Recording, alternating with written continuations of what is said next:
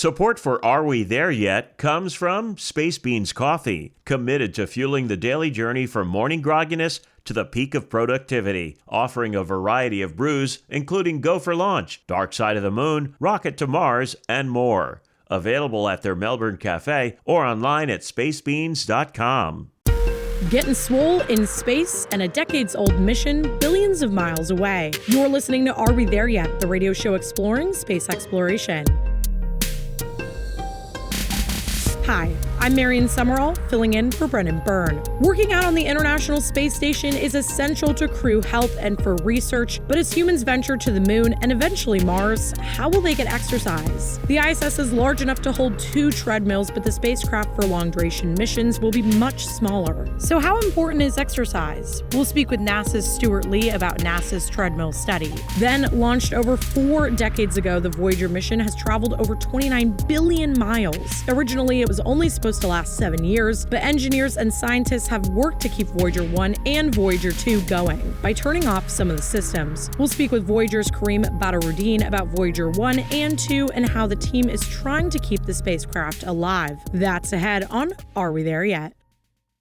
On Earth, people can walk into the gym, break a sweat, and get a great workout in. But when there's no gravity, how do you run on a treadmill, lift weights, or ride a bike? NASA and international partners have designed various equipment so astronauts and other crew members can work out during their stay on the ISS. But as humans venture on long-duration missions, including to the moon and eventually Mars, taking bulky gym equipment is tricky, especially on a large treadmill. So now scientists and researchers are studying how important a treadmill is to human health in space. Here to talk about this exercise research called the 0T2 study is Stuart Lee, the Associate Element Scientist for the Human Health Countermeasures Element at NASA's Human Research Program. Stuart, welcome to the show. Thank you so much. I'm excited to be here. I'm really excited to talk to you about this. You know, exercise on the International Space Station has been vital. I want to talk about some of the exercise equipment that's currently on the space station right now that we see these astronauts using. If you look up a picture of it, they look a little wacky compared to some of the exercise equipment we have here on Earth.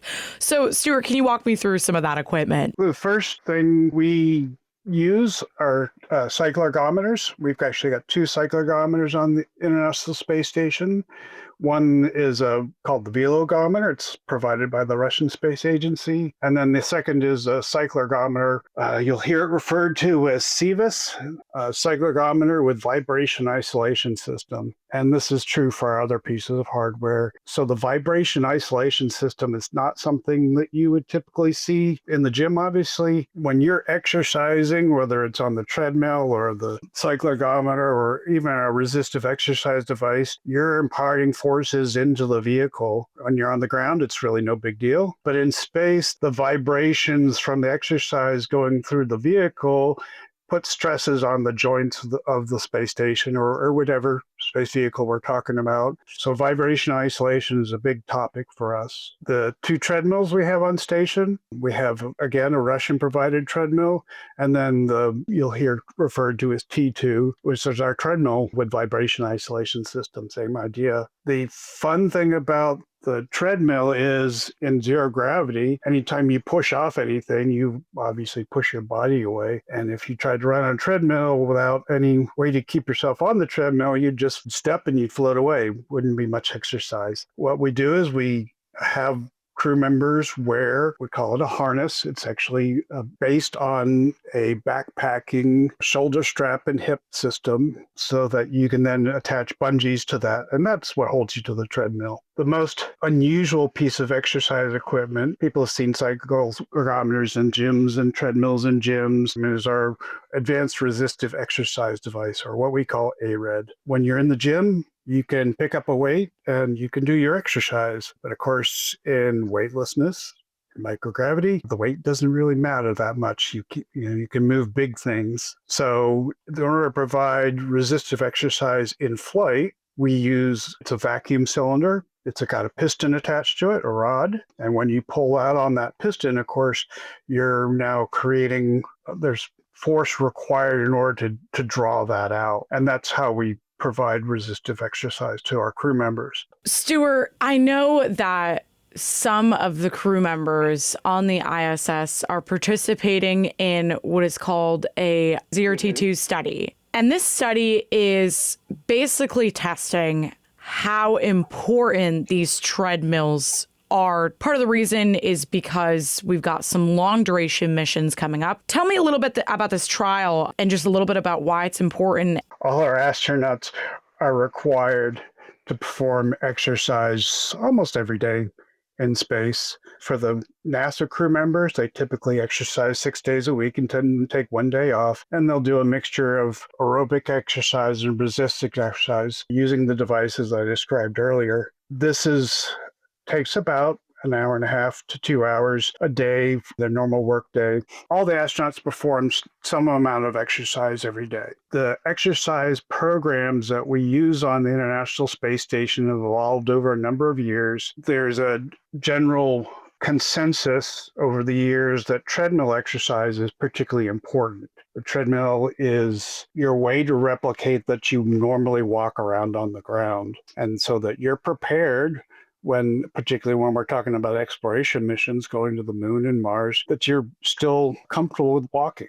But the problem is when we go into these exploration missions, we're going to have a very limited space. And treadmill, as you can imagine in your mind, takes up a lot of space in the vehicle. The big question is, do we really need a treadmill? How important is that to our exploration missions? So this particular study, we're going to compare astronauts who perform the normal ISS protocols, the ones I mentioned earlier, and then there will be one group that will not perform the treadmill exercise. They'll do the cyclic ergometer and use the resistive exercise device. And so we'll do testing with them before their flight. Of course, we get a baseline measurement. In flight, we'll do a series of muscle strength and aerobic tests. And we'll also look a little bit at the bone metabolism. And then post-flight, we'll do some of those same tests that we did pre-flight, so we can track their fitness from before the mission, during the mission, and soon thereafter. And there's also some neurovestibular or sensory motor, like balance tests, to see how people react, comparing people who used the treadmill to those who didn't. And then there's a third group that we're planning using the planned exploration exercise device, which combines several modalities or, some aerobic and resistive exercise into one device, but it's more compact. It would fit more readily in a capsule or a vehicle that we would take to the moon or to Mars. By comparing all these groups, we figure out how important the treadmill exercise is, and then we also understand how important or how well the currently planned exercise device for those missions. The other thing that I think is exciting about this particular study is that we're using some testing modalities that are potential uses in exploration missions. So we can monitor what exercise they do, but we'd also like to know about what effects that have on muscle and bone, for example, during the space flight. We're looking at some bone biomarkers for muscle. Typically, you think about using MRI, the big magnets. In case we're actually using ultrasound in order to measure muscle volume, which is a unique application. I think one of the exciting things about the space program is our folks are very creative in using modalities like that we would use on the ground and applying them in space. And conversely, work that we do in order to make them functional in space and sometimes miniaturized then feeds back into the general medical practices that are performed in everyday life. We've interviewed some astronauts on the show before, and they've said sometimes when they come back down, your legs feel a little bit like jelly. You're kind of learning how to walk again for a second, because you've been in space for such a long time, months and months, with possibly the thought of not having a treadmill, if that's the route that the study shows. Do you think that there would be another piece of equipment that could kind of replace that for that walking, that kind of running? I mean, it kind of connects the astronauts too to their livelihoods on Earth, right? Think about the times that you have the flu,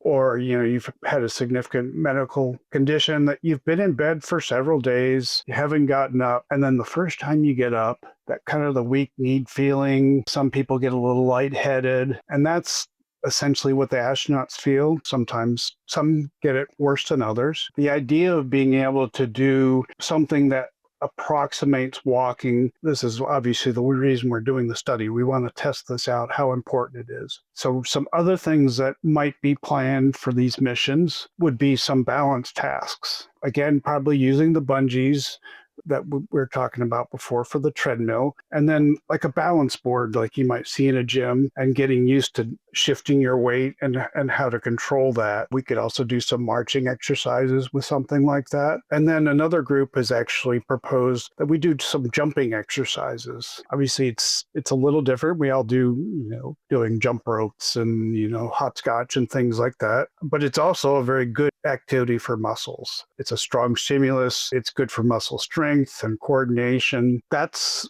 something that other people are really interested in. But as I was talking about earlier with the vibration isolation system, you can imagine the amount of pounding that would occur when you jump in space. On the Skylab mission, the last Skylab mission, which was America's space station back in the 1970s, the longest mission was 84 days. They used what was called a slick plate. So it was a piece of aluminum with a Teflon coating, again, using some bungee cords. They pushed or walked on that plate, and the bungee cords held them in place. So if you think about, if you're trying to move a piece of furniture that's really heavy, you lean into it, you start to push, and your feet slide across the carpet or the floor. And that's kind of what it is. You're trying to move your feet across the floor pushing against an immovable object. Fascinating. I think this will be my gym motivation for today. What really excites me about this study is the study is designed to help us understand what types of exercise modalities will be needed for exploration missions when the size of our vehicle is much smaller than ISS. The ISS is football field size,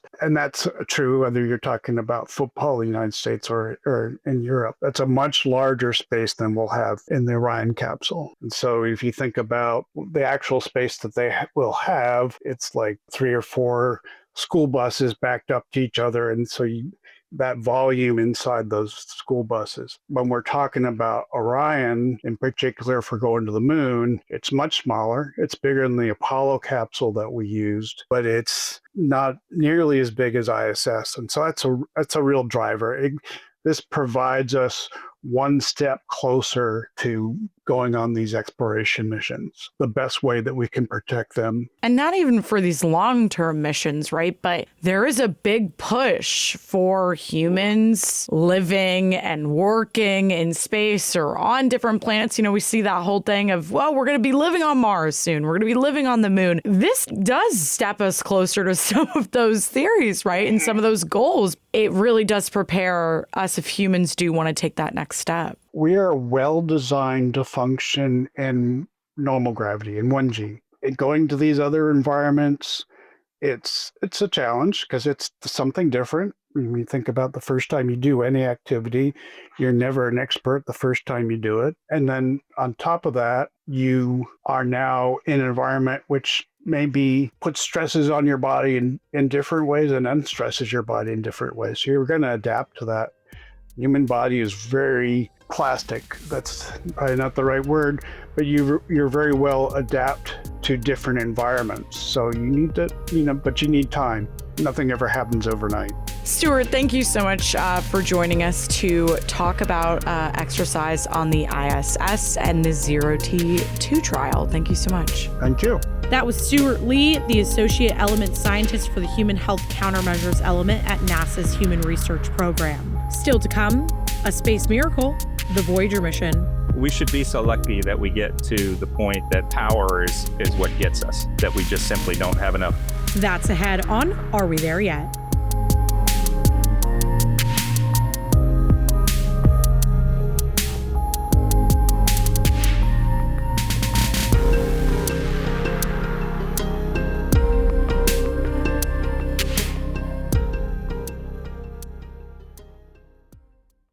You're listening to Are We There Yet? I'm Marion Summerall, filling in for Brennan Byrne. Alcohol has been around for thousands of years and is an important part of human history and culture. While people have had champagne and celebratory drinks on board the ISS, there are strict rules about drinking in space. But what if people could drink normally in space just like here on Earth? The book Alcohol in Space and Now documentary dives into these ideas and explores several companies that are trying to produce alcohol in space. We'll talk more about drinks and brews and how it ties to space exploration next week on Are We There Yet? But for now, we're talking about Voyager. Back in 1977, Voyager 1 and 2 launched on a mission to explore our solar system and the outer planets. But after about 48 years, the spacecraft have gone beyond their original mission and altogether have journeyed over 29 billion miles. But after 4 decades, the spacecraft are starting to show their age. But how do you fix a nearly half-century-old spacecraft that is billions of miles away from Earth? Here to talk about how scientists and engineers are working to keep the mission going is Kareem Badruddin, the mission manager for the Voyager Interstellar mission. Kareem, welcome back to the show.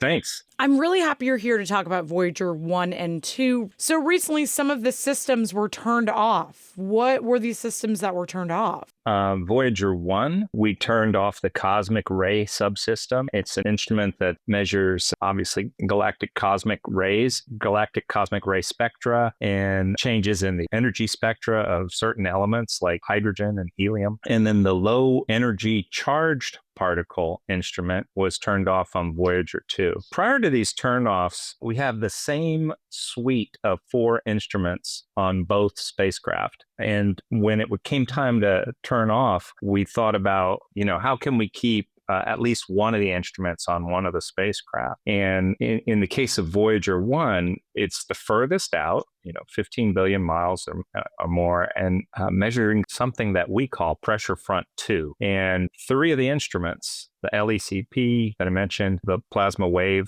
subsystem, and the magnetometer, all measured this pressure front 2, but CRS did not. So that made CRS a candidate to turn off on Voyager 1. And then Voyager 2 is in it's in a different part of the very local interstellar medium where galactic cosmic rays and energy spectra are likely to be seen. So the types of things that the CRS can see are in the locale that Voyager 2 is in. So, of course, we wanted to keep it on, and so we're about to turn it off. We're turning it off in about 2 weeks. Right, at the end of March. But this isn't the first time with the Voyager mission that systems have been turned off to conserve power, right? Yeah, well, when we left the solar system, so there were certain instruments that really only work any good inside the solar system. So a good example is the cameras. So cameras need light. And when you're close to the sun, you've got sunlight. And so we use that sunlight to take,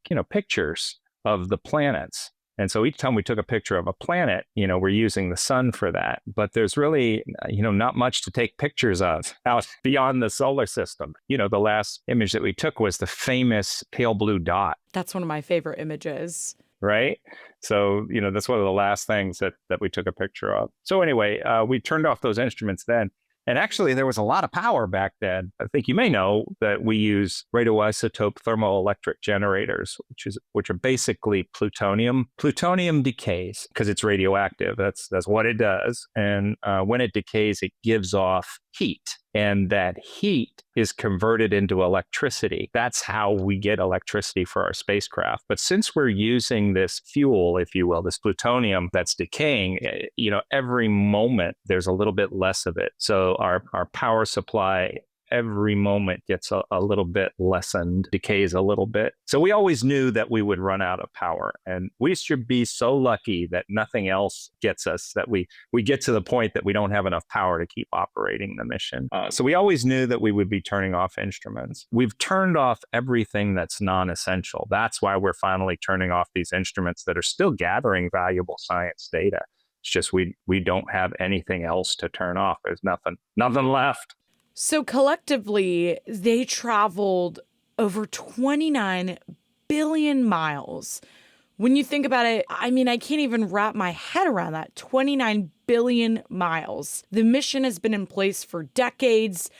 As somebody who's worked on the Voyager mission, you said something, it's the excitement in itself, the excitement of working on the mission. You obviously hope to keep it going. But did you expect it to last this long? I mean, it's 2025. When I look at the design documents, at the top of every document, there's a statement that is along the lines of, we must design these parts to last at least 7 years. Everything had a 7-year design requirement, right? And 7 years would get you to past Saturn, right? I think we got to Saturn in 3 years, right? The idea was Jupiter and Saturn were the most important part of the mission. If we could get Uranus and Neptune, that would be fantastic. And anything else was, well, that's crazy talk.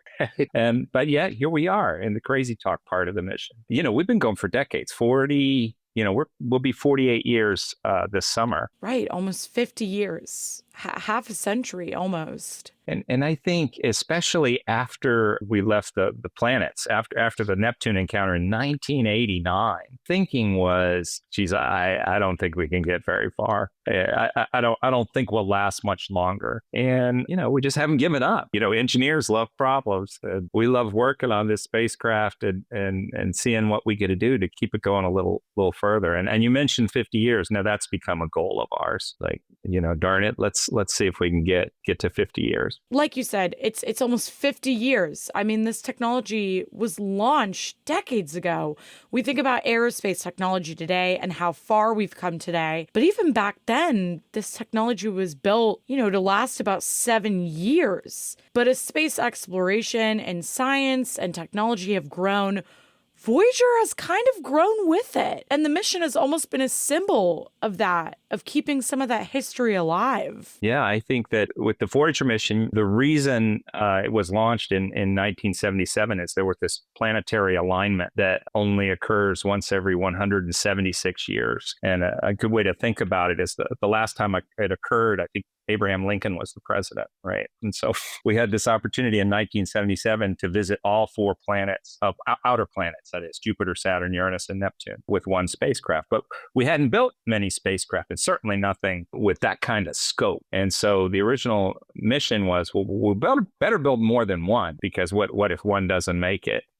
Sure enough, both of them did make it. And I really think it was, the designers and the builders really put their heart and soul and really did their best. Clearly, they built these machines that are still flying 48 years later. And I think every time they had a design choice to make, they made the choice for the better part and the better design and the more challenging software that was more robust and things like that. I'm also really hoping it makes it to 50 years. Yeah, thanks. But when that day does come, that maybe we have to shut down some of the other systems and other experiments, what happens then? What is there? Is there a plan for that in place? Or are we just still trying to keep a positive mindset on everything? We are. I mean, as I said earlier, we should be so lucky that we get to the point that power is what gets us, that we just simply don't have enough power left. We have 2 other big problems. One is thermal, just staying warm enough. We use rocket fuel to hydrazine to control our pointing. So that's our thermal concern. And the nice thing, especially as we turn off instruments and get more power into the bus, we get more warming. At this point, it seems like we're getting more warming than even power. So it seems like power is at the thinner margin than thermal. The other big problem we have is our thrusters. Our hydrazine is in a tank, and to push the hydrazine out of the tank, there's a silicone bladder. Silicone has been in contact with the hydrazine for 48 years. And it's working really well, but it leaches into the hydrazine. There's actually an upside to that. The upside is that it makes the freezing point a little lower, but the downside is it doesn't burn, so it deposits in the thrusters. So we have like a person has to worry about arterial sclerosis, blockages in the arteries. We worry about blockages in our thrusters. And so now we're fortunate on Voyager to have backup thrusters, but we've gone through our backups and we actually have backups. So there's 3 axes we control on. So we control roll and pitch and yaw, the 3 axes. Roll, we have 2 branches. Pitch, we have 3 branches. Pitch and yaw, we have 3 branches because pitch and yaw originally had trajectory correction maneuver thrusters to be used for burns. So, spacecraft have to make large corrections at various times. Our spacecraft don't need to do that anymore because we're leaving the solar system. We're not going in any particular direction, either of them. They're just going away. So we don't need to change their path. So we didn't need those TCM thrusters anymore. So we repurposed them to control pitch and yaw for us. And so the Voyagers are always Earth pointed and always telemetering data.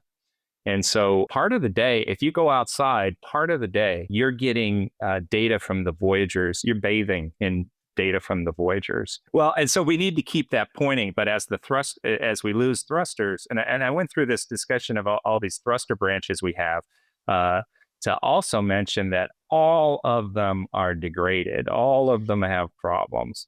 And, all of them have some clogging, right? And so we're trying to figure out the best way to manage which thruster branch to be on at a time to get us to 50 years, honestly. I mean, it's fascinating that there is a team of passionate scientists and engineers trying to preserve the Voyager mission, not only because it's fun, like you mentioned, by, fixing a problem is fun, but also just to preserve that mission overall and the symbolism of it. We're so lucky to be doing this because, it's stuff that we love to do, but it also, feels like it's bigger than me, It's so much bigger than me. And how long does it take for data to come back from Voyager 1 and 2 to Earth, or signals? Yeah, so Voyager 1 is the furthest away, and it's more than 23 hours for the signal. So our signals move at light speed, right?